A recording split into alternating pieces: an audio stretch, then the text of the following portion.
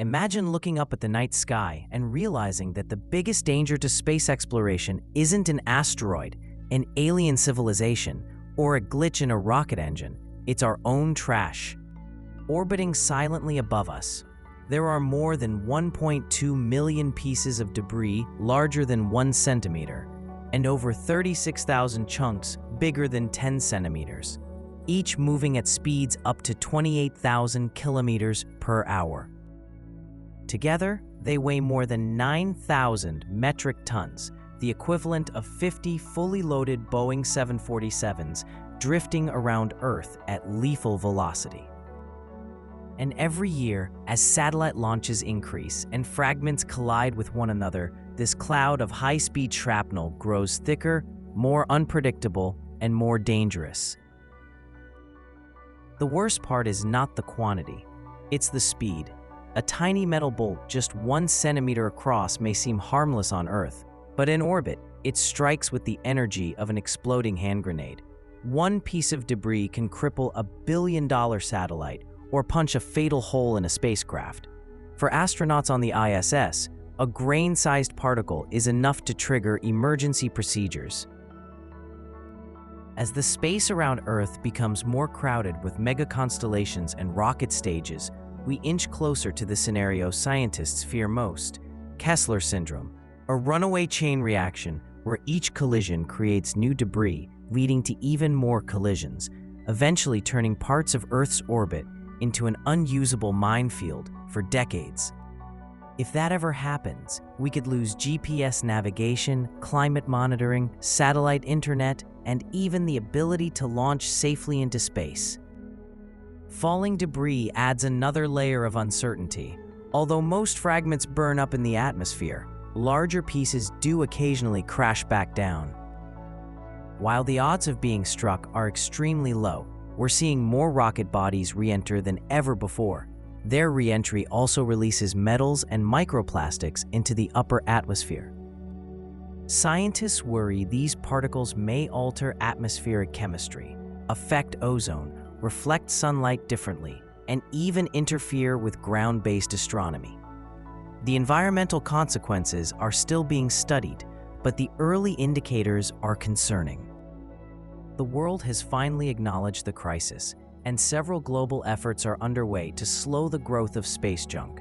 NASA, ESA, and other agencies now enforce stricter disposal rules, requiring satellites to be deorbited or pushed into a graveyard orbit within years rather than decades.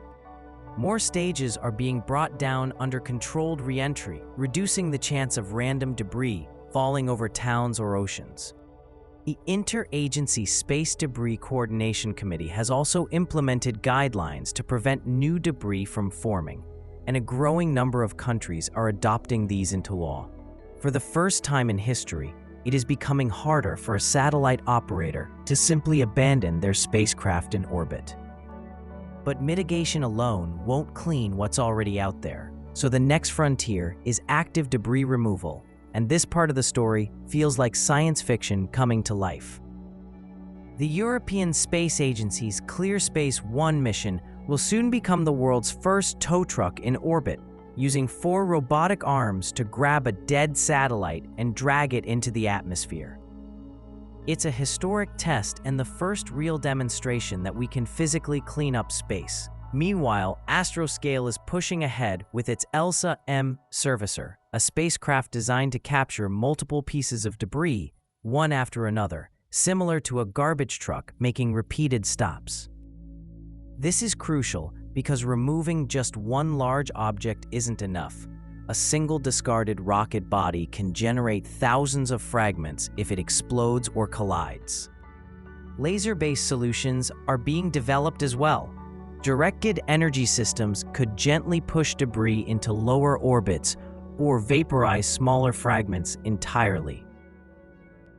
Nets and harpoons, once thought strange, are proving surprisingly effective after successful tests where tumbling debris was snared and dragged down like a wild animal. Companies like TransAstra are experimenting with giant inflatable capture bags capable of enveloping multiple objects at once, like collecting space junk with a balloon. And in one of the most creative ideas yet, researchers are exploring the use of ion engine exhaust to slow debris without any physical contact, a technique that could safely remove objects too fragile to grab. These technologies are emerging not from a single nation, but from a global race to keep space usable. China, Japan, Europe, and private companies around the world are accelerating their own debris removal programs, with major demonstration missions planned through 2026. For the first time, cleaning space is becoming an industry, one that may soon be as essential as launch services themselves. The future of space depends on what we do next.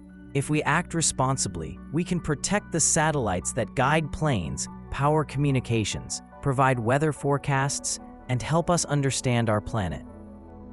If we fail, we risk trapping humanity on Earth behind an invisible barrier of our own making. The sky has always been a symbol of hope and possibility, but now it carries a warning. The final frontier can become a junkyard just as easily as it became our gateway to the stars. And so, the real question isn't whether space junk is a problem. The real question is, will we clean up the orbit before it becomes too late to fix?